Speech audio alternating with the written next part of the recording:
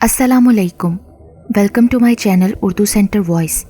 तमाम video updates के लिए उर्दू सेंटर वॉइस को सब्सक्राइब करके बेल नोटिफिकेशन को ऑन कर दें। तो आइए सुनते हैं आज की वीडियो में नादीदा कुव्वतों पर मबनी एक पुरअसरार और नाकाबिले फरामोश कहानी। इस जहां में आते ही मौत उसके ताकुब में लग गई थी, मगर वो भी किस्मत का धनी था। हमेशा मौत सर पर पहुंचकर पसपा हो जाती, मगर उसके साथ वाले हमेशा घाटे में रहते। उसकी पैदाइश के पहले दिन ही घर में ना जाने कैसे खौफनाक आग लग गई। उसकी माँ, बूढ़ी दादी और बाप जलकर खाकस्तर हो गए और वो कंबल में लिपटा अपने झूले में उस आग से महफूज रहा। उसका नाम बाबर रखा गया। उसकी खाला जो शादी के 10 साल बाद औलाद से महरूम थी, उसे उठाकर घर ले आई। उसकी पैदाइश के 1 माह बाद हल्का सा ज़लज़ला आया। पूरे शहर के लिए वो ज़रूर हल्का था, मगर जिस बिल्डिंग में वो मौजूद था वो बिल्डिंग पूरी की पूरी बैठ गई। 50 के करीब लोग मर गए। रेस्क्यू वाले मलबे हटा हटा कर लाशें निकाल रहे थे। वो 3 दिन तक मलबा हटाते रहे और तब उनकी हैरत की इंतहा न रही जब 72 घंटे बाद एक गोल मटोल इंतहाई खूबसूरत बच्चा उन्होंने मलबे से निकाल लिया, जिसके साथ एक दूध भरी बोतल भी मौजूद थी। इस हादसे में उसके खाला और खालू दोनों ही फौत हो गए। अब की बार उसके मामू और मुमानी आगे बढ़े और उसको अपने सीने से लगा लिया। हालांकि उनके अपने भी 2 बच्चे थे। उन्होंने उसे अपने बच्चों से बढ़कर चाहा। बच्चे भी बहुत जल्द उससे मानूस हो गए। 2 साल गुजर गए। एक दिन उसकी मुमानी उसको सीने से लगाए एक शादी से वापस आ रही थी। उसके मामू ने दोनों बच्चों को थामा हुआ था। सड़क पार करते हुए अचानक एक करीब से गुजरने वाले ट्रक का रुख तब्दील हो गया और उसकी जोरदार टक्कर से वो सब उड़कर दूर जा गिरे। वो भी सड़क के दरमियान में गिरा और एक तेज रफ्तार गाड़ी उसके ऊपर से गुजर गई, मगर उसे खराश तक न आई। इस खौफनाक हादसे में भी वो अकेला ही बच सका, बाकी जाँ बहक हो गए। इस मर्तबा उसकी जिम्मेदारी उठाने के लिए कोई भी तैयार नहीं था। पे दर पे हादसात ने लोगों को सोचने पर मजबूर कर दिया था। पूरा खानदान इसीलिए इकट्ठा हुआ था ताकि इस मामले को सुलझाया जा सके, मगर पूरा दिन गुजरने के बावजूद वो किसी फैसले तक नहीं पहुंच सके। वो अभी तक अस्पताल में था। उन सबको बहस मुबाहिसे में मशगूल देखकर उसकी वालिदा की एक दूर की जानने वाली बूढ़ी खातून खड़ी हुई और उसकी जिम्मेदारी उठाने की पेशकश करके सबको हैरान कर दिया। असल में उन खातून का किसी से मिलना जुलना नहीं था। लोग उन्हें खपती और पागल समझते थे, मगर वो कहते हैं ना कि डूबते को तिनके का सहारा, तो तमाम ख़ानदान वालों के इनकार पर उन खातून ने हामी भर ली। बाबर हस्पताल से सीधा उन खातून के घर पहुंचा दिया गया, जिनका नाम नुसरत बेगम था। सारी ज़िंदगी बेवगी में गुजारी। उनके शोहर जवानी में इंतकाल कर गए थे। औलाद भी उनकी कोई नहीं थी, मगर शोहर से उन्हें ऐसी मोहब्बत थी कि बहुत सारे अच्छे रिश्ते आए, मगर दोबारा उन्होंने शादी नहीं की।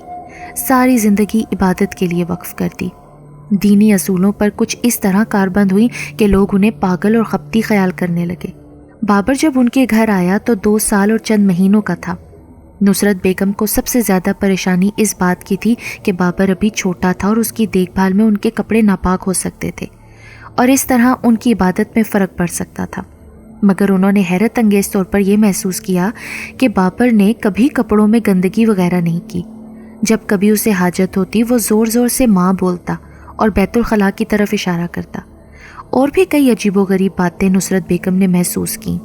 बाबर बहुत खुश खुराक था, दूध बहुत ज़्यादा शौक से पीता था, मगर अजीब बात यह थी कि वो फीडर को 2-2 घंटे मुंह से लगाकर दूध पीता रहता और दूध ख़त्म ना होता। अकेले वो बहुत खिलखिलाकर हंसता और अजीबोगरीब ज़बान में बातें भी करता। एक मर्तबा नुसरत बेगम रात को तहज्जुद के लिए उठी तो बाबर को अपनी जगह से गायब पाया। पूरा कमरा छान मारा, मगर वो कहीं मौजूद नहीं था। कमरे के दरवाजे को कुंडी भी लगी हुई थी। उन्होंने दरवाज़ा खोलकर सहन में देखा तो बाबर बाहर सहन में मौजूद था और उसके जिस्म पर बहुत खूबसूरत लिबास था। हाथ में मिठाई थामे वो मज़े ले लेकर खा रहा था। नुसरत बेगम तो दंग रह गई। सुबह होते ही वो मौलाना अयूब के पास पहुंची और तमाम वाक़यात उनके गोश गुजार किए। मौलाना ने बाबर को एक नज़र देखा, फिर कुछ पढ़कर उस पर फूका तो उसकी आंखें एकदम सुर्ख हो गईं। मौलाना की पेशानी पर शिकने नमूदार हो गई। बाबर उनको बहुत गुस्से से देख रहा था, हालांकि वो सिर्फ 4 साल का था। मौलाना साहब ने नुसरत बेगम को घर भिजवा दिया और उनको मगरिब के बाद आने को कहा। सारा दिन वो और बाबर तन्हा कमरे में रहे और बातों की आवाज़ सुनाई देती रही। मौलाना सिर्फ ज़ोहर और असर की नमाज के लिए निकले। इस दौरान बाबर अंदर ही रहा। मगरिब के बाद मौलाना ने नुसरत बेगम से सिर्फ इतना कहा कि बाबर कोई मामूली बच्चा नहीं, इसके पास कुछ ऐसा है जिसकी वजह से काली कुव्वतें इसे कत्ल करना चाहती हैं। जो कुछ भी बाबर के पास है बहुत ख़ास है, बाकी बातों का तो पता नहीं लग सका। इतना उन्होंने बता दिया, कमरी महीने की बिल तरतीब 14, 15, 16 की रात इसके लिए ख़तरनाक है। उन्होंने कुछ तावीज़ दे दिए और नुसरत बेगम को इन वज़ाइफ का विर्द करने की तलकीन की। मौलाना अयूब से मिलने के बाद अजीबो गरीब वाक़यात का सिलसिला रुक सा गया और बाबर जैसे बड़ा होता गया वैसे वैसे उसकी ज़िंदगी मतवाज़न होती चली गई। नुसरत बेगम की मोहब्बत और ख़ानदान वालों के ताउन से वो मेडिकल कॉलेज में पहुंच गया। नुसरत बेगम ने उसे माजी के मुतल्लिक सिर्फ इतना बताया कि उसके वालिदैन फोत हुए तो वो उसे अपने हमरा ले आए और बाबर ने भी मज़ीद कुरेदने की कोशिश नहीं की। एक दिन वो कॉलेज पहुंचा। उसे अजीब सी बेचैनी हो रही थी। इसका सबब वो जानने से कासिर रहा। उन दिनों कॉलेज में क्रिकेट के मैच चल रहे थे। उसने सोचा मैच खेलकर दिल को बहलाया जाए। इस इरादे से वो खेल के मैदान में पहुंचा। उसने देखा उसके क्लास फेलो सुहेल ने हाथ में बॉल पकड़ी हुई है। उसने इशारे से बॉल मांगी जो सुहेल ने उसकी तरफ उछाल दी। बॉल जैसे ही सुहेल के हाथ से निकली, बॉल ने गोली की रफ्तार इख्तियार कर ली। इससे पहले कि गेंद बाबर की खोपड़ी से टकराती, उसे एक जोरदार झटका लगा और गेंद उसके रास्ते से हट गए। गेंद उसके पीछे खड़े राशिद के हाथ पर लगी और राशिद के हाथ की हड्डियां टूट गईं।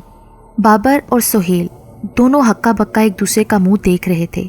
दूसरी तरफ राशिद दर्द से दोहरा हो चुका था। राशिद को फर्स्ट एड देकर उन्होंने प्रैक्टिकल रूम का रुख किया। यार कसम ले लो, मैंने तो बहुत आहिस्तगी से बॉल तुम्हारी तरफ उछाली थी। पता नहीं कैसे ये सब हो गया, सुहेल ने सफाई पेश करते हुए कहा। वो अभी तक नहीं समझ पाया था ये सब कैसे हुआ। हाँ यार, इस बात का गवाह तो मैं खुद हूँ, मगर ये बात भी तो हकीकत है कि राशिद का हाथ टूट गया। बाबर ने उसके शाने पर हाथ रखते हुए कहा। वो इन्हीं बातों को सोचते हुए घर जा रहा था। उसे मगरिब की अज़ान सुनाई दी तो वो करीबी मस्जिद में घुस गया। जब वो नमाज पढ़कर निकला तो अंधेरा हो चुका था। वो तेज़ी से घर की जानिब चल पड़ा। उस दिन सर्दी काफ़ी थी। जब वो अपनी कॉलोनी में दाखिल हुआ तो इक्का दुक्का अफराद के अलावा उसे कोई दिखाई नहीं दिया। वो घर से कुछ ही फासले पर था कि उसे कचरा दान के पास बैठे आवारा कुत्तों में कुछ तब्दीली नज़र आई। वो सब मुसलसल उसे घूरे जा रहे थे, हालांकि वो रोज़ाना इसी रास्ते से गुजरता था और उन्हें हमेशा यहीं पाता था। वो थोड़ा सा आगे आया तो उसे अपने पीछे हुर्राहटों की आवाज़ सुनाई दी। पीछे जो मुड़कर देखा तो खौफ की एक लहर उसकी रीढ़ की हड्डी में दौड़ गई। वो 6 के 6 कुत्ते उसकी तरफ बढ़ रहे थे और मज़ीद खौफनाक बात यह थी कि उन सब के मुंह से झाग निकल रहा था। उसने आओ देखा न ताओ और भाग खड़ा हुआ। थोड़ी देर बाद उसे अपनी रफ्तार पर हैरत हो रही थी कि वो चंद सेकंडों में घर के दरवाजे पर मौजूद था। उसने दरवाज़ा खटखटाने का तकल्लुफ़ किए बगैर एक जंप लगाई और अगले लम्हे वो घर के अंदर था। नुसरत बेगम ने जब ये सूरत हाल देखी तो घबरा गई। बाबर ने उन्हें तसल्ली देने की कोशिश की, मगर उसकी अपनी हालत इतनी खस्ता थी कि उससे कोई बात ही नहीं बन पड़ रही थी। वो सहन में चारपाई पर बैठ गया। उसे ये देखकर हैरत हुई कि कमरे को ताला लगा हुआ था और नुसरत बेगम के हाथ में बुर्का था। उसने जब इस बारे में इस्तफसार किया तो उन्होंने बाबर को बताया कि मौलाना अयूब का इंतकाल हो गया था और वो उन्हीं के घर से लौटी हैं। बाबर की हालत देखकर उन्होंने कोई बात नहीं की और उसे खाना दिया। जब बाबर ने सैर होकर खाना खा लिया तो नुसरत बेगम गोया हुई। बेटा, तुम बहुत छोटे थे जब तुम यहाँ आए थे। मैंने तुम्हें माँ बनकर पाला। तुम्हारे हवाले से मेरे मुशाहिदे में काफ़ी अजीबोगरीब वाक़यात आए। अब मेरा ख्याल है कि इनके बारे में तुम्हें आगाह कर दिया जाए। और फिर तफसील से नुसरत बेगम ने तमाम वाक़यात बाबर के गोश गुजार कर दिए, जिन्हें वो सुनकर काफ़ी हद तक खौफज़दा हो गया। बाबर ने आज के वाक़यात के बारे में जब नुसरत बेगम को बताया तो उनका रंग हल्दी की माने जर्द पड़ गया। सारी बात उन्हें समझ आ गई। अनदेखी ताकतों को जिन्हें मौलाना के तावीज़ों और नुसरत जहाँ के वजीफ़ों ने बांध रखा था, वो दोबारा से मैदान अमल में कूद पड़ी थी। फिल वक्त तो इसका कोई हल नुसरत बेगम के पास नहीं था। सुबह के वक्त पूरे इलाके में कोहराम मचा हुआ था।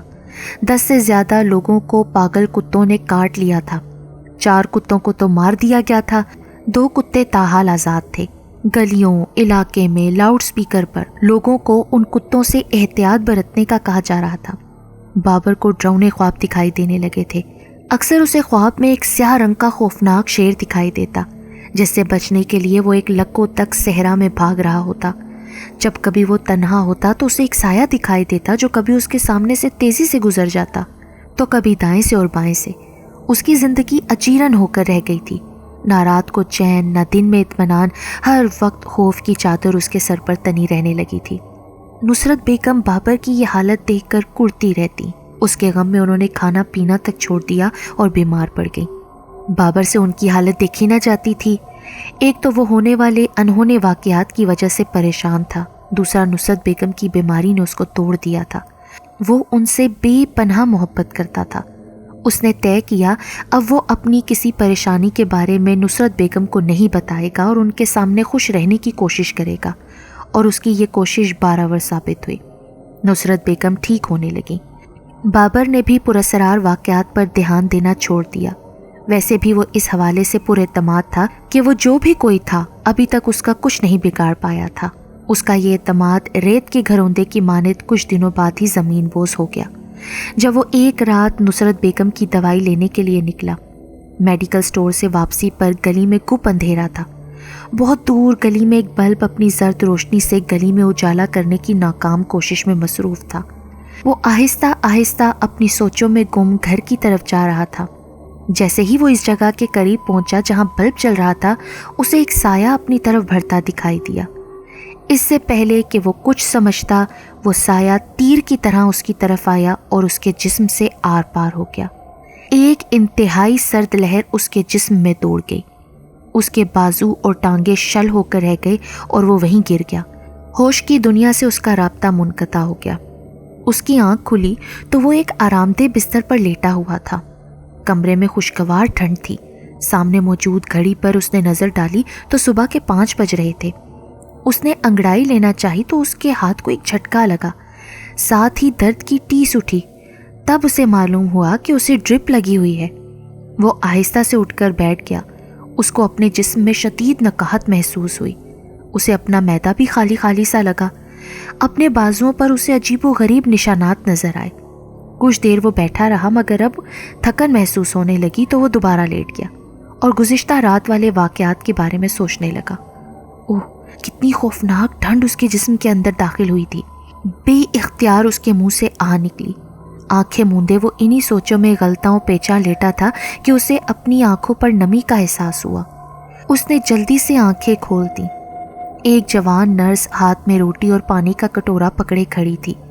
बाबर को गोया आंखें खोलता देखकर उसका मुंह खुले का खुला रह गया। उसकी आंखों से शदीद हैरत का इजहार हो रहा था। उसको यूं बुत बना देखकर बाबर ने उसकी आंखों के सामने हाथ लहराया और बोला, क्यों मिस, आपने कभी किसी मरीज को नींद से बेदार होते नहीं देखा क्या? बाबर की ये बात सुनकर वो नर्स जैसे होश की दुनिया में आ गई, मगर अगले ही लम्हे नर्स का जवाब सुनकर बाबर को ऐसा लगा जैसे उसके सर में धमाके हो रहे हैं। नर्स ने जवाब में कहा, 3 साल बाद किसी मरीज को यूं अचानक कोमे से बाहर आता देखकर हैरान होना तो फितरी अमल है ना। बाबर को यकीन नहीं आ रहा था कि वो 3 साल तक सोया रहा। उस रात को बीते 3 साल हो गए। उसे फौरन अम्मा भी यानी नुसरत बेगम याद आई। न जाने वो किस हाल में होंगी। वो तो उसकी छोटी सी परेशानी पर बेहाल हो जाती थी और ये 3 साल उन्होंने कैसे गुजारे होंगे। उसे मालूम ही ना हो सका कि नर्स कब वहाँ से गई और कब डॉक्टर को लेकर कमरे में दाखिल हुई।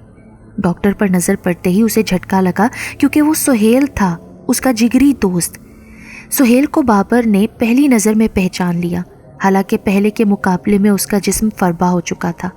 सर के बाल गिर चुके थे, आंखों पर ऐनक मौजूद थी, मगर फिर भी बाबर ने उसे फ़ौरन पहचान लिया।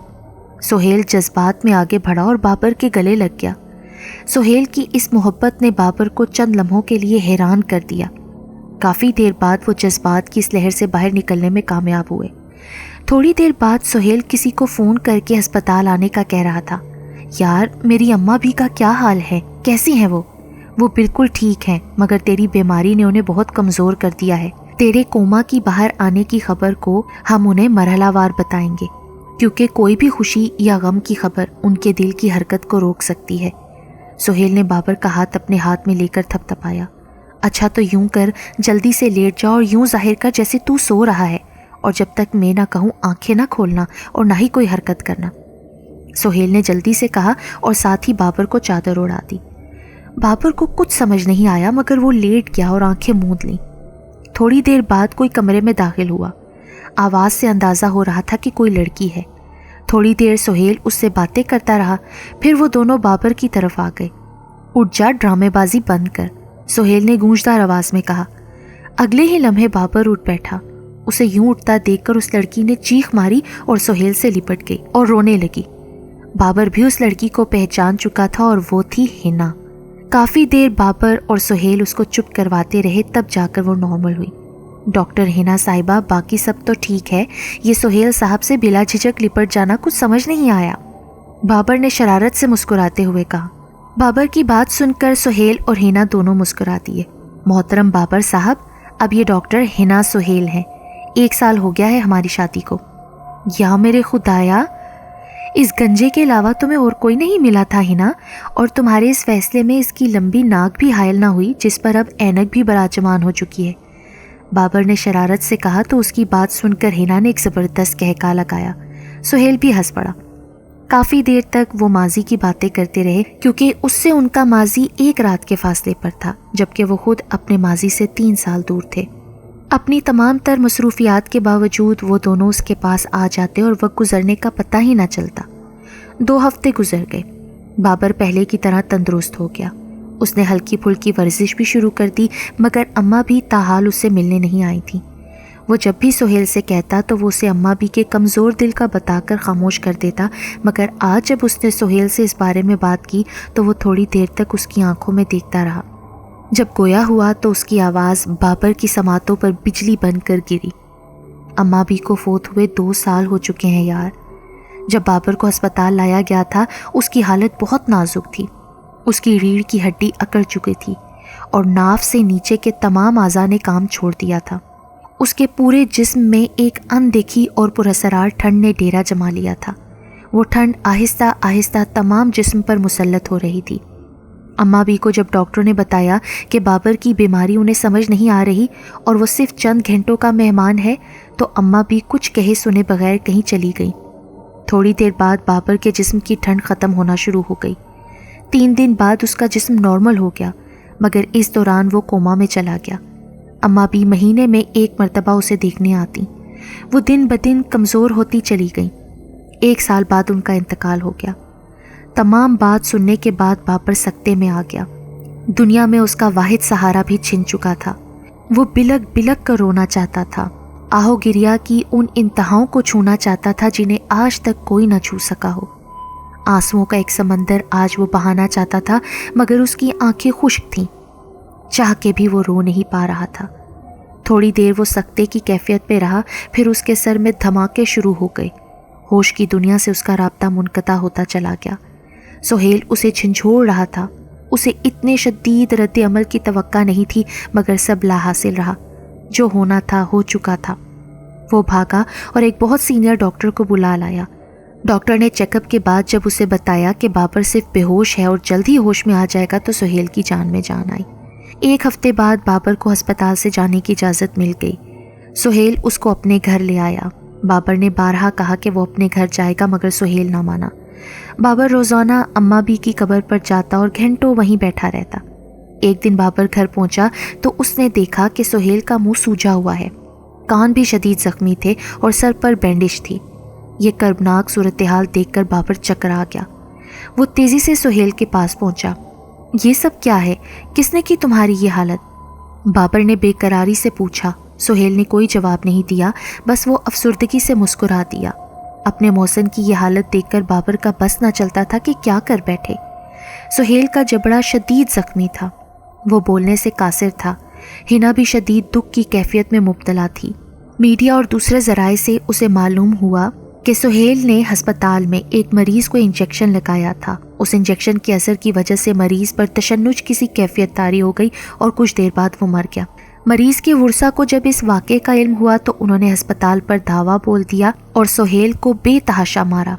मरीज के कुछ रिश्तेदारों ने पार्किंग में खड़ी सुहेल की गाड़ी तक रसाई हासिल की और उसको आग लगा दी। बड़ी मुश्किल से पुलिस ने मुदाखलत करके इस सूरत हाल पर काबू पाया। मुजाहिरीन इस मुतालबे पर मुंतशिर हुए कि मुतल्लिका डॉक्टर को मुअत्तल करके इसके खिलाफ मुकदमा चलाया जाए। इस तरह सुहेल की नौकरी चली गई। बाबर उनकी इस मुसीबत में सिर्फ तमाशाई बना हुआ था। एक दिन वो घर से निकला और फिर नहीं पलटा। सुहेल को उसके यूं चले जाने का दुख तो बहुत हुआ, मगर उसकी अपनी परेशानियां इतनी थीं कि वो जल्द ही अपने कामों में लग गया। हिना ने घर से बाहर निकलना छोड़ दिया।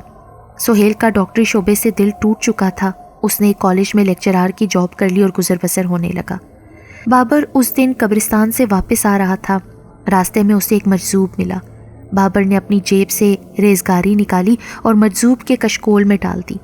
मजजूब ने सर उठाकर बाबर की तरफ देखा और गुस्से से उसकी रेजगारी उसके मुंह पर दे मारी और साथ ही जोर से बोला, तू दफा क्यों नहीं हो जाता अपनी नहुसत लेकर? और कितनों को खाएगा तू? जा कहीं दूर चला जा। बाबर को बहुत गुस्सा आया, मगर वो कुछ नहीं बोला, खामोशी से आगे बढ़ गया। कुछ दूर जाने के बाद उसके जहन में एक झमाका सा हुआ। वो पलट कर भागा और उस जगह पहुंच गया जहां मजजूब बैठा था, मगर अब दूर दूर उसका कोई नामो निशान नहीं था। अब वो अपने आप को कोस रहा था कि उसे चंद लम्हे पहले मजजूब की बात समझ क्यों नहीं आई।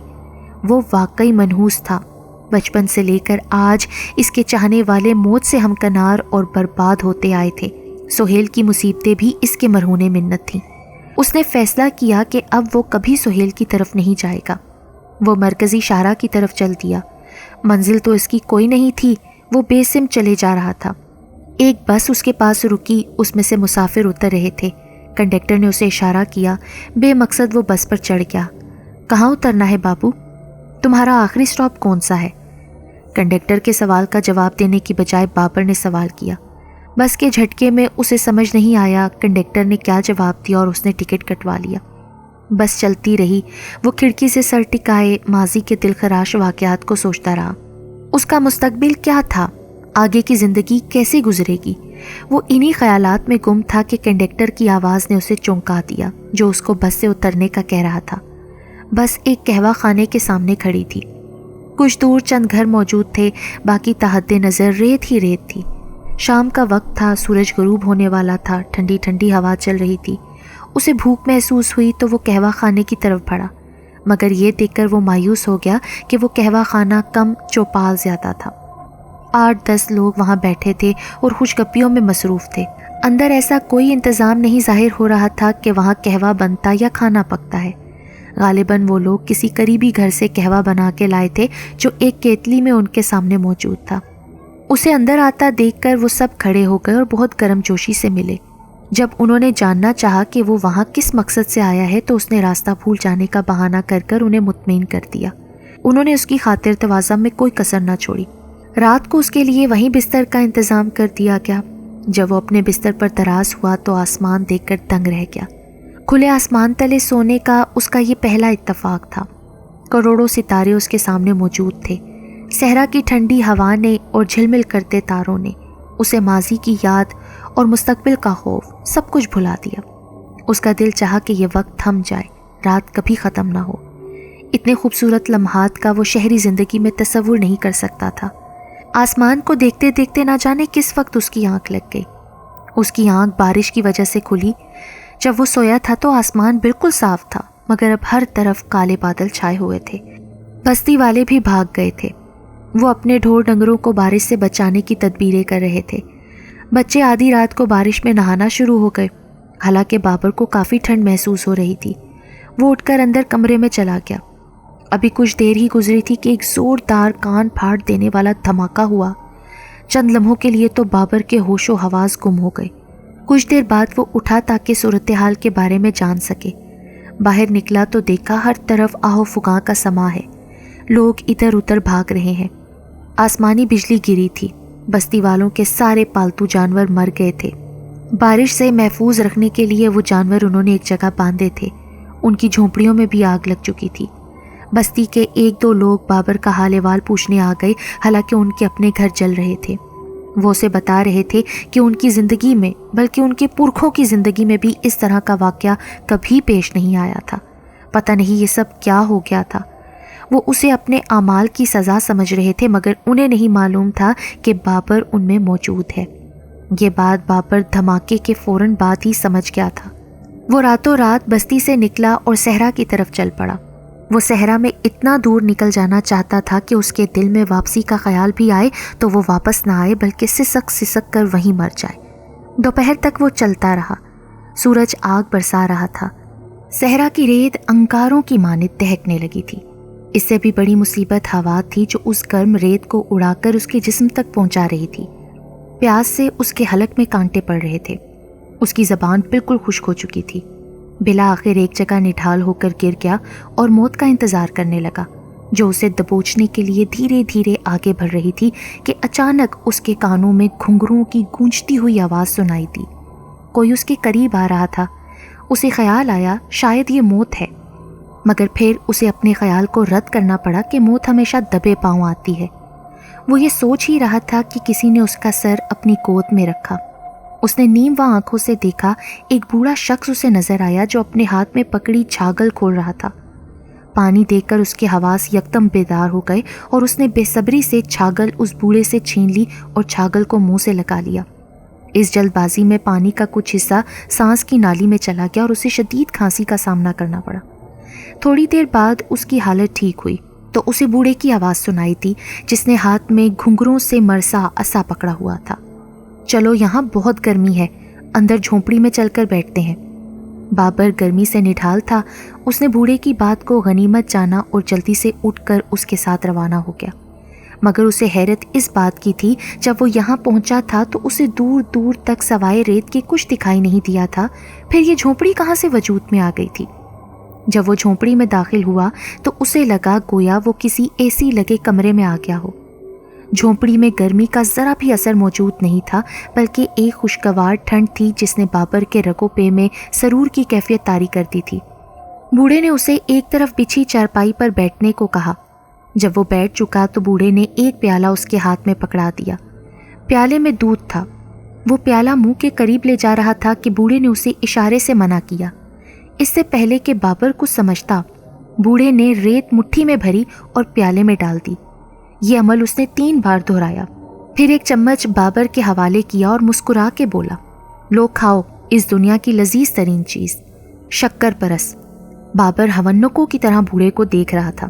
بوڑھے نے اس کو یوں اپنی طرف گھورتے دیکھا تو اس نے زوردار کہکا لگایا اور بولا، برخودار تھوڑا سا چکھ لو، بہت کم لوگوں کو یہ نصیب ہوا ہے۔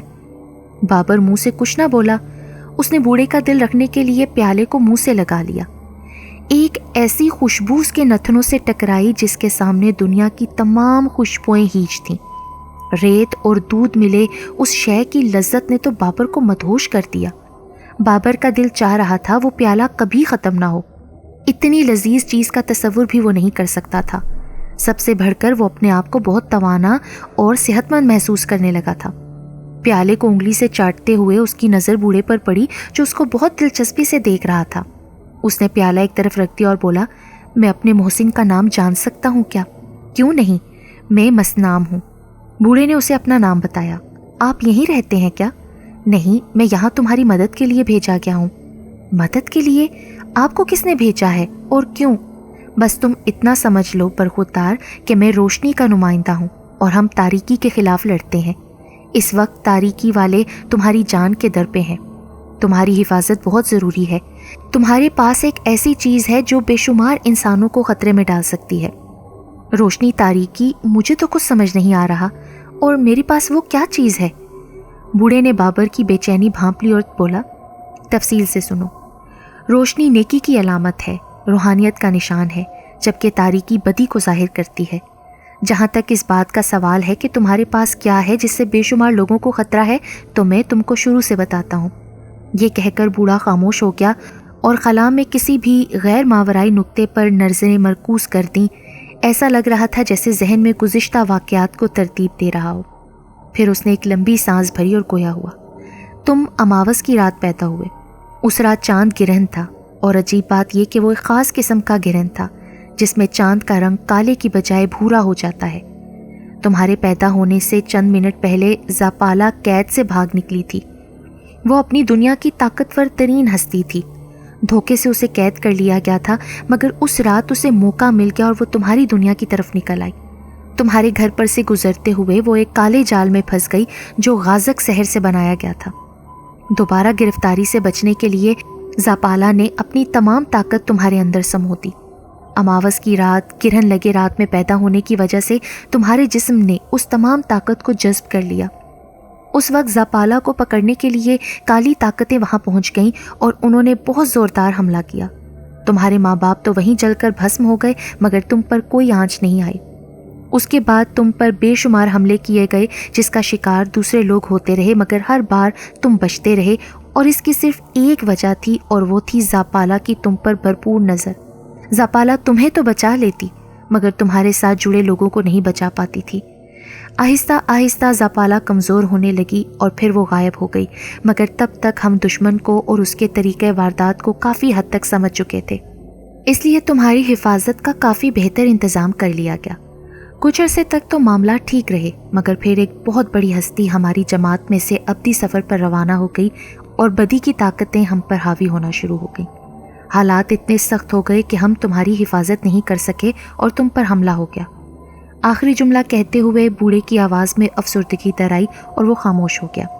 बाबर इस दौरान तहम्मुल से इंतज़ार करता रहा कि वो बूढ़ा शख्स अपनी बात दोबारा शुरू करे। तुम्हारी मौत के बाद ज़ापाला को बाहर आना होगा और शैतानी लश्कर के सरदार किसी भी कीमत पर ज़ापाला की ताकत हासिल करने पर तुले हुए हैं। इसलिए वो तुम्हें मार डालना चाहते हैं। तुम ये समझ लो कि इस वक्त तुम्हारे दुश्मनों की तादाद करोड़ों में है और उनकी ताकत अरूज पर है, मगर मसला यहाँ तक होता तब भी सोचा जा सकता था, मगर सूरत हाल इससे कहीं ज़्यादा भयानक है। इससे और क्या भयानक हो सकता है? बूढ़े ने बाबर की आंखों में झांका और पुरसोच अंदाज में बोला, अनकरीब ये ताकत तुम पर कब्जा पा लेगी और तुम शैतानी दुनिया के ताकतवर शैतान का रूप धार लोगे। चूँकि तुम एक इंसानी शैतान होगे, इसलिए तुम्हारे लिए इंसानों को हदफ बनाना कुछ मुश्किल नहीं होगा, क्योंकि वो रुकावटें जो नारी शैतानों के सामने हैं, खाकी शैतान के सामने ऐसा कुछ नहीं होगा। ये सुनकर बाबर को चक्कर आने लगे। वो इन बातों पर कतन यकीन नहीं करता। वो 20वीं सदी का इंसान था, आराम से इन बातों को अलिफ लैलवी दास्तान कहकर झुटला सकता था, मगर उसके साथ पेश आने वाले वाक़यात और फिर उसके सामने मौजूद मसनाम इस बात का गवाह था कि वो अनकरीब बहुत बड़ी मुसीबत में फंसने वाला है। काफ़ी देर कमरे में खामोशी रही। क्या इससे बचने का कोई रास्ता नहीं है? रास्ता है मेरे बच्चे, मगर बहुत कठिन है। मैं सोच कर ही लरस जाता हूँ, लेकिन तुम्हारे पास और कोई रास्ता भी नहीं है। तुम बहुत छोटे थे, मेरी आंखों के सामने तुम जवान हुए, और अब मुझे तुम्हारा ये अंजाम देखना होगा जिसकी ताब शायद मेरी बूढ़ी आंखें ना ला सकें। बाबर भी जज्बात की रो में बह गया और आप दीता हो गया, मगर जल्द ही संभल कर बोला, इस मुश्किल से निकलने का कोई तो रास्ता होगा ना? हाँ है। बहरुल काहिल के वस्त में एक पोशीदा जजीरा है जिसका नाम गैबात है। वहाँ एक जिंदा आतिश फिशा है। उसके लावे में गुस्ल ही वाहिद रास्ता है, मगर खाकी जिस्म से जब तुम आग में गुस्ल करोगे तो हमेशा के लिए फना हो जाओगे। लेकिन याद रखो, तुम्हारी ये कुर्बानी ही इंसानियत को बचा सकती है, और साथ ही तुम्हें एक भयानक जिंदगी से भी, कि जिस जिंदगी में तुम शैतानों जैसे अमाल करोगे। लावे में गुस्ल का सुनकर ही खौफ से बाबर के जिस्म में चूंटियां सी रिंकने लगी। जब तक तुम इंसान रहोगे, तुम्हारी वजह से बेगुनाह लोग मरते रहेंगे, और जब तुम शैतान बनोगे तो मासूम लोगों का शिकार खेलोगे। अब तुमने फैसला करना है कि अब तुम कुर्बानी देने के लिए तैयार हो या नहीं, या फिर शैतानी रास्ते को अपनाओगे। बाबर दोराहे पर खड़ा था। उसे कुछ समझ नहीं आ रहा था कि वो क्या करे। अचानक उसके जहन में ख्याल बिजली के कूंदे की मानिद लपका। वो सहरा में मरने ही तो आया था, तो अब क्यों मौत से डर रहा है?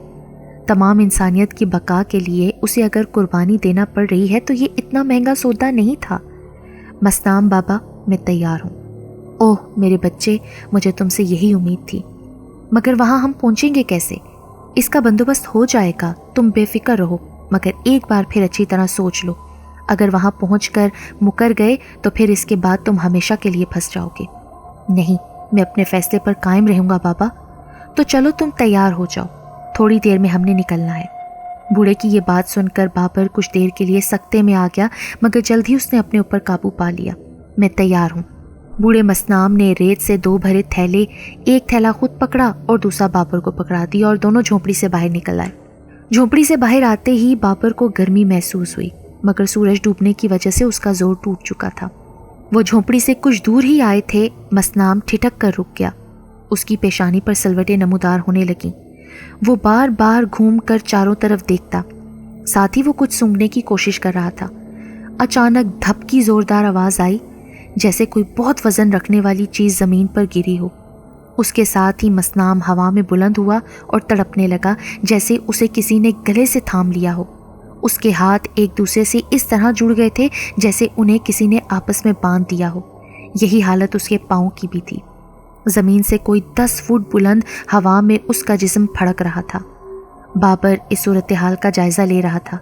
उसे कुछ समझ नहीं आ रहा था कि वो करे तो क्या करे। यकायक मसनाम की आवाज़ उसके कानों से टकराई, झोंपड़ी की तरफ भागो। आवाज़ सुनते ही बाबर बगैर कुछ सोचे समझे दौड़ पड़ा। इससे पहले कि वो झोंपड़ी में दाखिल होता, उसकी नज़र अपने सामने मौजूद एक नौजवान पर पड़ी जिसके लंबे बाल हवा में लहरा रहे थे। उसका रंग गोरा था, चेहरे पर एक ख़ास चमक थी। बाबर ने इतना वजीह शख्स अपनी ज़िंदगी में कभी नहीं देखा था। बाबर उस शख्स को देखने में महव हो गया। जैसे ही बाबर की आंखें उस नौजवान की आंखों से मिली, बाबर को एक शदीद दिमागी झटका लगा। कुछ देर के लिए उसके हवास उसका साथ छोड़ गए। जब वो होश में आया तो मंजर यकसर मुख्तलिफ था। काले कपड़ों में मलबूस खूबसूरत नौजवान ज़मीन पर पड़ा था और मसनाम उसके पास खड़ा था। उसकी आंखें खासी सुर्ख थीं, जैसे उनमें अंगारे दहक रहे हों। शहजाफ, तुमने बहुत बुरा किया कि मेरे रास्ते में आए। मैं तुम्हारा वो हशर करूंगा कि तुम जी सकोगे और ना मर सकोगे। मसनाम ने जवान की तरफ देखकर धाड़ते हुए कहा, मसनाम, शेखी बिगाड़ना बंद करो। तुम मुझे कुछ देर से ज़्यादा काबू नहीं रख सकते, और अगर मैं बाबर का जहन पढ़ने में मसरूफ़ ना होता तो तुम मुझे काबू भी नहीं कर सकते थे। वैसे कमाल के अदाकार हो तुम। और हाँ, साथ में क्या कहानी तख्लीक की है। ये कहकर उस नौजवान ने कहका लगाया। मसनाम नौजवान की ये बात सुनकर गुस्से से पेचोताप खाने लगा, मगर कुछ नहीं बोला। और तुम काट के उल्लू किसकी बात पर यकीन कर रहे हो? हालांकि इंसान तो अच्छे खासे ज़हीन होते हैं। क्या मतलब है तुम्हारा? बाबर ने हैरत से उस नौजवान से पूछा। बच्चे, इसको दफा करो, ये बदी का पैरोकार है और यहाँ तुम्हें मारने के लिए आया है। चलो जल्दी करो, देर हो रही है। बूढ़े मसनाम ने उसको हाथ से थामते हुए कहा। बूढ़े की ये बात सुनकर नौजवान, जिसका नाम शहजाफ था, उसने जोरदार कहका बुलंद किया, मसनाम, तुम नेकी के पैरोकार हो? शहजाफ ने काटदार लहजे में कहा, तो मैं इस लड़के से कहूँ कि नेकी के पैरोकार को नूरानी आयात में से कुछ पढ़कर सुनाए, या इस तरह के मसनाम तुम खुद ही सुना दो? नौजवान की ये बात सुनकर मसनाम बेबसी और शदीद गुस्से से उस नौजवान शहजाफ को घूरने लगा। तुम दोनों ये क्या बातें कर रहे हो? मुझे कुछ समझ नहीं आ रहा। तुम काट के उल्लू को ये बातें समझ में नहीं आएंगी। शहजाफ ने मुस्कुराते हुए कहा और कपड़े झाड़ते हुए उठ खड़ा हुआ। उसे उठता देखकर मसनाम ने हरकत में आने की कोशिश की, मगर शहजाफ ने हाथ ऊपर करके उसे समझाते हुए कहा, हम दोनों एक दूसरे का कुछ नहीं बिगाड़ सकते, इसलिए बेहतर होगा कि तुम अपना और मेरा वक्त बर्बाद मत करो। उसकी आवाज़ में कुछ ऐसा था कि मसनाम ढीला पड़ गया। फिर उसने बाबर की तरफ देखा और बोला, काट के उल्लू, फैसला तुमने करना है कि तुम मसनाम के साथ जाओगे या मेरे साथ। इसने वाकयात को तोड़ मरोड़ कर तुम्हें बताया है, आधा सच और आधा झूठ। हाँ, अंजाम अपनी मर्जी का रखा है।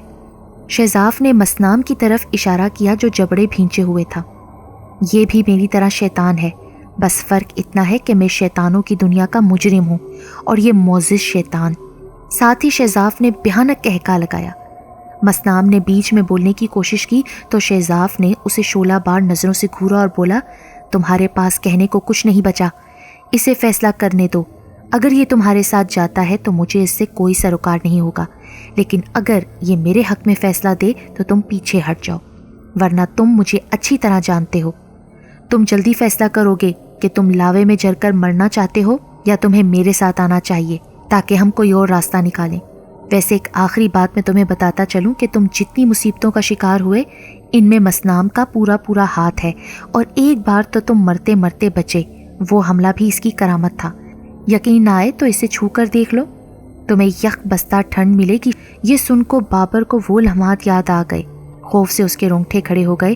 اس نے بے اختیار مسنام کی طرف دیکھا جو بے بسی سے سر جھکائے کھڑا اس کی بات کی تصدیق کر رہا تھا کہ شہزاف نے جو کچھ کہا سچ ہے۔ بابر کو کچھ سمجھ نہیں آ رہا تھا کہ وہ کیا کرے۔ خاموشی کے ان لمحات میں مسنام پیچھے کی طرف ہٹا اور اچانک آندھی اور طوفان کی طرح بابر کی طرف بڑھا۔ شہزاف شاید اسی بات کا منتظر تھا۔ وہ بجلی کسی سرحد سے بابر اور مسنام کے بیچ آ گیا۔ آن کی آن میں مسنام زمین پر پڑا تڑپ رہا تھا۔ اسی اثنا میں شہزاف کی آواز بابر کے کانوں سے ٹکرائی۔ دیکھ کیا رہے ہو؟ آگے بڑھو اور پوری قوت سے اپنا پاؤں اس کے منہ پر مارو، صرف تم ہی اسے مار سکتے ہو۔ بابر کو ہچکچاتے دیکھ کر شہزاف نے اس کو غصے سے گھورا اور بولا، وقت کم ہے، اگر آگ میں ڈوب کر مرنا نہیں چاہتے تو جیسا میں کہہ رہا ہوں کرو، جلدی کرو، میرا بنا گیا جال کمزور پڑ رہا ہے، اگر ایک مرتبہ یہ آزاد ہو گیا نا تو تمہیں کوئی نہیں بچا سکے گا۔ یہ سن کر بابر ٹس سے مس نہیں ہوا۔ کیا تم اپنی اماں بھی کے قاتل کو معاف کر دو گے؟ آخری حربے کے طور پر شہزاف نے چیخ کر کہا۔ یہ سنتے ہی بابر کو شدید جھٹکا لگا۔ شدید غصے سے اس کی گردن کی رگیں ابھر آئیں، چہرے کا رنگ بدل گیا۔ بابر نے اپنا پاؤں پوری طاقت سے مسنام کے منہ پر مارا۔ ایک دھماکہ ہوا، مسنام دھواں بن کر ہوا میں تحلیل ہو گیا۔ جب بابر کی حالت بہتر ہوئی تو اسے بہت افسوس ہوا کہ اس نے بغیر کسی ثبوت کے مسنام کو مار ڈالا۔ ساتھ ہی وہ حیران تھا کہ اس میں اتنا غصہ کیسے آ گیا۔ اسے چپ چاپ بیٹھا دیکھ کر شہزاف گویا ہوا، میں نے تمہارے غصے کو بھڑکایا، ورنہ تم اپنے ساتھ مجھے بھی پھنسوا دیتے۔ وہ واقعی تمہاری اماں بی کا قاتل تھا۔ جب اس نے تم پر وار کیا اور تم زندگی اور موت کی کشمکش میں مبتلا تھے، موت زندگی پر حاوی ہو رہی تھی، تمہاری اماں نے مولانا ایوب کے بتائے ہوئے وہ وظائف پڑھنا شروع کیے جن میں زندگی سے ہاتھ دھو بیٹھنے کا بہت قوی امکان تھا، مگر تمہارے لیے انہوں نے خطرات کی پرواہ بھی نہیں کی۔ ان وظائف کے نتیجے میں مسنام یا تمہاری اماں بی میں سے کسی ایک کو مرنا تھا۔ مسنام بہت شاطر تھا، اس نے تمہاری اماں بی کے گرد جال بنا اور انہیں زندگی سے ہاتھ دھونا پڑے۔ ان کی اس قربانی کی وجہ سے تم بچ گئے۔ ویسے آج تک تم صرف انہی کی وجہ سے بچتے آئے ہو۔ شاید تم نہیں جانتے، جب سے انہیں تمہارے بارے میں پتہ چلا کہ تم شیطانی طاقتوں کے نرغے میں ہو، اپنی بقیہ تمام عمر انہوں نے رات کو جاگ کر مخصوص وظائف پڑھنے کی منت مانی۔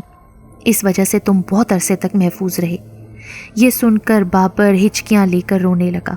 اسے اماں بھی بے تحاشا یاد آ رہی تھی۔ وہ اس کی سگی ماں تو نہیں تھی، مگر سگی ماں سے بڑھ کر انہوں نے قربانی دی تھی۔ وہ نہ جانے کتنی دیر نصرت بیگم کو یاد کر کے روتا رہا، جب اس کے کانوں سے شہزاف کی آواز ٹکرائی، ویسے تم ہو بہت خوش قسمت، بہت سارے لوگوں نے تمہارے لیے قربانیاں دیں، مگر تم بہت بدقسمت بھی ہو۔ تمہاری وجہ سے تمہارے چاہنے والے ہمیشہ مصیبتوں کا شکار ہوئے۔ اب بیچارے ڈاکٹر سہیل کو ہی لے لو، اس بیچارے نے تمہاری وجہ سے امریکہ میں اپنی اسکالرشپ چھوڑ دی، ایک بہتر مستقبل کو تمہاری وجہ سے قربان کر دیا۔ تمہیں اسپتال میں اس شرط پر داخل کیا گیا کہ سہیل کو وہاں نوکری کرنی ہوگی، مگر اسے کیا ملا؟ آج وہ ایک پرائیویٹ ادارے میں ٹیچر ہے اور اس کی بیوی نفسیاتی مریضہ بن گئی ہے۔ مسنام نے تمہارا ساتھ دینے کی پاداش میں اس کی بیوی کے ساتھ بہت برا کیا، ان کی زندگی تباہ ہو کر رہ گئی ہے۔ تمام حالات بتا کر شہزاف نے کنکھیوں سے بابر کی طرف دیکھا جو دکھ اور غم کا مجسمہ بنا ہوا تھا۔ تمام صورتحال جان کر اس کی زبان گنگ ہو چکی تھی۔ ایک بار پھر شہزاف کی آواز اس کے کانوں سے ٹکرائی، میں تمہیں اس مشکل سے نکلنے کا طریقہ بتا سکتا ہوں۔ اگر تم میری بات مانو گے تو نہ صرف تم بلکہ میں بھی مصیبتوں سے چھٹکارا پالوں گا۔ یہ بات سوچ کر شہزاف کی آنکھوں میں خوشی رقص کرنے لگی۔ مگر کیسے؟ جلد تمہیں پتہ چل جائے گا، مگر اس وقت یہاں سے نکلنا ضروری ہے۔ یہ کہتے ہوئے شہزاف نے بابر کا ہاتھ تھاما اور تھوڑی دیر بعد چھوڑ دیا۔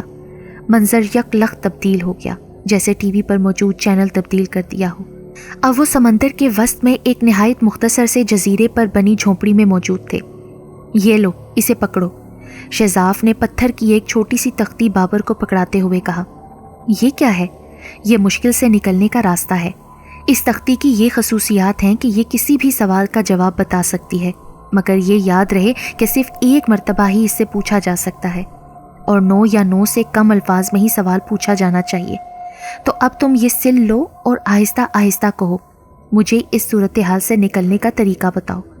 یہ بالکل درست سوال ہے، مگر مجھے ایک بات سمجھ نہیں آئی، تم خود بھی تو سوال کر سکتے ہو نا؟ مگر کاٹ کے الو، میں پہلے ہی اس سے اپنا سوال کر چکا ہوں، اب تم وقت ضائع مت کرو اور جلدی سے سوال پوچھو۔ بابر نے ایک ٹھنڈی سانس بھری، کچھ دیر سر جھکا کر سوچتا رہا۔ اچانک جھٹکے سے اس نے سر اٹھایا اور سوال پوچھ لیا۔ سوال مکمل ہوتے ہی ایسی آواز آئی جیسے کسی پرندے نے اپنے پروں کو پھڑپھڑایا ہو، اور تختی پر 3 لفظ نمودار ہو گئے۔ جلدی بتاؤ کیا لکھا ہے؟ شہزاف نے بے قراری سے پوچھا۔ بابر نے جیسے ہی وہ الفاظ دہرائے، شیراز نے ایک چیخ ماری اور بابر کی طرف بڑھا، مگر اب وہاں صرف دھواں باقی تھا۔ شہزاف نے بھیانک آواز میں آہوزاری شروع کر دی۔ اس کی آواز اتنی خوفناک تھی کہ پہاڑوں کے کلیجے تک دہل جاتے۔ تھوڑی دیر بعد اس کے آس پاس 10 کے قریب سائے جمع ہو گئے۔ انہوں نے اسے بے دردی سے باندھا اور اسے لے کر غائب ہو گئے۔ ادھر شہر میں سہیل بایولوجی کا پیریڈ لے رہا تھا جب پرنسپل کا بلاوا آیا۔ وہ جیسے ہی پرنسپل کے کمرے میں داخل ہوا، نک چڑھا پرنسپل اٹھ کر کھڑا ہو گیا اور پرتپاک انداز سے اسے ہاتھ ملایا اور بولا، ڈاکٹر سہیل صاحب، آپ نے کبھی بتایا نہیں کہ ہیلتھ منسٹر آپ کے جاننے والے ہیں۔ سہیل ہکا بکا اس کو دیکھ رہا تھا۔ جب سے وہ اسکول میں آیا تھا، آج پہلی مرتبہ اس مغرور شخص نے اس سے ہاتھ ملایا تھا اور پہلی مرتبہ اسے ڈاکٹر کہہ کر مخاطب کیا تھا۔ پرنسپل نے اپنی بات دہرائی اور ساتھ ہی کھنکارا۔ تب سہیل کو ہوش آیا۔ نہیں سر، ایسی کوئی بات نہیں، میری تو ان سے کوئی جان پہچان نہیں ہے۔ یہ سن کر پرنسپل کے چہرے کے تاثرات ایسے ہوئے جیسے اسے یقین نہ آیا ہو۔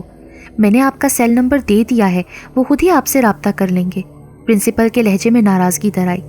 سہیل کو سمجھ نہیں آ رہا تھا کہ وہ کیا کہے، اس لیے اس نے اجازت طلب کی اور اٹھ کر کلاس کی طرف چل دیا۔ اسی شش و پنج میں اس سے صحیح طرح پڑھایا بھی نہیں گیا۔ چند ہفتوں بعد اس کی تمام پریشانیاں حیرت انگیز طور پر دور ہوتی چلی گئیں۔ ہیلتھ منسٹر نے اسے فون کر کے گھر پر مدعو کیا، بہت اچھے طریقے سے اس سے پیش آیا، ذاتی کوششوں سے اس کے کیس کو حل کیا اور اسے بحال کروا دیا۔ بحالی کے اگلے روز ملک کی ایک بہت دولت مند شخصیت نے اس سے ملاقات کی اور اسے ملک کا جدید ترین ہسپتال بنا کر دینے کی پیشکش کی، ساتھ ہی ایک بہت مہنگا بنگلہ اور ایک شاندار گاڑی بہت اصرار کر کے اس کے حوالے کی۔ ہنا کی حالت میں بھی ڈرامائی تبدیلی آئی، وہ بالکل ٹھیک ہو گئی۔ زندگی کا یہ رخ سہیل کو بالکل سمجھ نہیں آ رہا تھا۔ وہ اور ہنا خدا کا شکر کرتے نہیں تھکتے تھے۔ ادھر شہزاف آہنی زنجیروں سے جکڑا ہوا تھا۔ اس کے سامنے ایک تابوت تھا جس میں اندرونی طرف نوکیلی کیلیں تھیں، اسی طرح اس کے ڈھکنے میں بھی کیلیں جڑی ہوئی تھیں۔ اس تابوت میں اس کو بند کیا جانا تھا اور اس کے بعد اسے آگ کے دریا کے حوالے کر دینا تھا۔ شہزاف سر جھکائے کھڑا تھا۔ اسے رہ رہ کر بابر پر غصہ آ رہا تھا۔ وہ کبھی سوچ بھی نہیں سکتا تھا کہ وہ کاٹ کا الو اتنا چالاک بھی ثابت ہو سکتا تھا۔ کتنے آرام سے اس نے شہزاف جیسے گھاگ کو بیوقوف بنا دیا تھا۔ منصوبے کے مطابق کام بالکل ٹھیک چل رہا تھا۔ عین اس وقت کام بگڑ گیا جب وہ پایہ تکمیل کو پہنچنے والا تھا۔ آج وہ اس انجام سے دوچار ہونے جا رہا تھا جس سے بچنے کے لیے اس نے اپنا سب کچھ داؤ پر لگا کر منصوبہ تیار کیا تھا۔ وہ انہی سوچوں میں غلطا تھا کہ 3 سائیں آگے بڑھے اور اسے بے دردی سے اٹھا لیا تاکہ اسے تابوت میں بند کیا جا سکے۔ بالکل اسی وقت ایک زوردار دھماکہ ہوا۔ ہر طرف اندھیرا چھا گیا۔ کسی نے جھٹکے سے شہزاف کو اٹھایا۔ اگلے ہی لمحے شہزاف نے دیکھا اندھیرا چھٹ چکا تھا اور وہ اس وقت اسی جھونپڑی میں موجود تھا جہاں سے اسے گرفتار کیا گیا تھا۔ خوشی کے ساتھ اسے شدید حیرت یہ بھی تھی کہ وہ وہاں کیسے پہنچ گیا۔ اس کے جسم پر بندھی زنجیریں بھی غائب تھیں۔ اس وقت جھونپڑی کے اندر کوئی داخل ہوا جسے دیکھ کر شہزاف کی آنکھیں پھٹی کی پھٹی رہ گئیں۔ اس کے منہ سے بے اختیار نکلا، عظیم غازاق تم؟ ہاں میں، مگر تمہیں یقین کیسے آئے؟ تم تو مجھے کاٹ کے الو سمجھتے تھے نا؟ عظیم غازاق نے مسکراتے ہوئے کہا، جو دراصل بابر تھا۔ مجھے معاف کر دو، مجھے نہیں معلوم تھا کہ تم مستقبل کے غازاق ہو۔ میں تو صرف اپنی جان بچانا چاہتا تھا، اس لیے تمہارے اندر کی چھپی طاقت کو حاصل کرنا چاہتا تھا۔ شہزاف بابر کے پاؤں میں لوٹنے لگا، ساتھ ہی وہ معافی مانگ رہا تھا۔ آرام سے بیٹھ جاؤ، مجھے سب معلوم ہے۔ بے شک تم نے مجھے مارنے کی سازش کی، مگر یہ بھی سچ ہے کہ تم نے ہی میری زندگی بچائی۔ بابر نے اس کو پاؤں سے دور کرتے ہوئے کہا۔ شہزاف نے یہ سنا تو اطمینان کی سانس لی اور بولا، میں سمجھا تھا کہ تم مجھے مار ڈالو گے، مارنا ہی ہوتا تو بچاتا کیوں؟ عظیم غازاق، ایک بات پوچھوں؟ پوچھو۔ بابر نے مختصر سا جواب دیا، یہ آخر صورتحال تمہارے حق میں کیسے پلٹ گئی؟ میرے منصوبے کے مطابق تو کچھ اور نتیجہ نکلنا چاہیے تھا۔ شہزاف نے استفہامیہ نظروں سے بابر کو دیکھتے ہوئے کہا۔ یہ سن کر بابر کی آنکھوں میں ایک عجیب سی چمک آ گئی، گویا وہ ان لمحات کو یاد کر رہا ہو جب معاملات اس کے قابو میں آ گئے تھے۔ اسے چپ دیکھ کر شہزاف جلدی سے بولا، اگر تم نہ بتانا چاہو تو کوئی بات نہیں، میرے لیے اتنا ہی کافی ہے کہ تم نے میری جان بچا لی۔ نہیں، ایسی کوئی بات نہیں۔ دراصل جب تم نے مجھے سوال بتایا تھا تو اس وقت کچھ باتیں میرے ذہن میں پہلے سے تھیں۔ ایک بات تو یہ کہ تم ایک شیطان ہو اور مجھے کسی بھی صورت میں شیطان پر اعتبار نہیں کرنا چاہیے۔ دوسرا، جب تم نے مجھے سوال بتایا تو میں نے اس سوال پر غور کیا، تو مجھے سمجھ میں آیا کہ صورتحال سے نکلنے کا مطلب موت کے سوا کچھ اور نہیں، اور تم میری موت کا راز جاننا چاہ رہے تھے۔ اس وقت میں نے فیصلہ کیا کہ سوال تبدیل کر دیا جائے، مگر کیسے یہ مجھے سمجھ نہیں آ رہا تھا۔ مجھے معلوم تھا کہ اگر میں کوئی اور سوال پوچھوں گا تو دو مسئلے ہو سکتے ہیں، ایک تو تم رد عمل ظاہر کرو گے جو شدید بھی ہو سکتا تھا، دوسرا ہو سکتا ہے کہ وہ سوال 9 الفاظ سے زیادہ ہو جائے اور میں کبھی نہ جان سکوں کہ میں کیسے اس سب سے چھٹکارا حاصل کروں۔ اس وقت میرے ذہن میں جھماکا ہوا اور میں نے سوال میں ایک لفظ کو تبدیل کیا۔ میں نے نکلنے کو نمٹنے کے ساتھ تبدیل کر دیا۔ سوال کچھ یوں بن گیا، مجھے اس صورتحال سے نمٹنے کا طریقہ بتاؤ۔ یوں وہاں وہ الفاظ ظاہر ہو گئے جنہیں پڑھتے ہی میں نے اپنے اندر چھپی ہوئی طاقت کا راز پا لیا، اور سب سے اہم بات یہ کہ میں شیطان نہیں بنا، کیونکہ میرے اندر اب بھی اپنوں کے لیے رحم ہے، محبت ہے، اور شیطان کے پاس یہ نہیں ہے۔ باقی صورتحال سے میں نمٹ رہا ہوں، اپنے ساتھ احسان کرنے والوں کے ساتھ احسان کر رہا ہوں اور ظلم کرنے والوں سے حساب لے رہا ہوں۔ تم اب آزاد ہو، جاؤ خوش رہو۔ یہ کہہ کر بابر وہاں سے غائب ہو گیا، اور شہزاب کو اس بات کا قائل ہونا پڑا کہ انسان اشرف المخلوقات ہے اور اس جیسی عقل کسی اور مخلوق کے پاس نہیں۔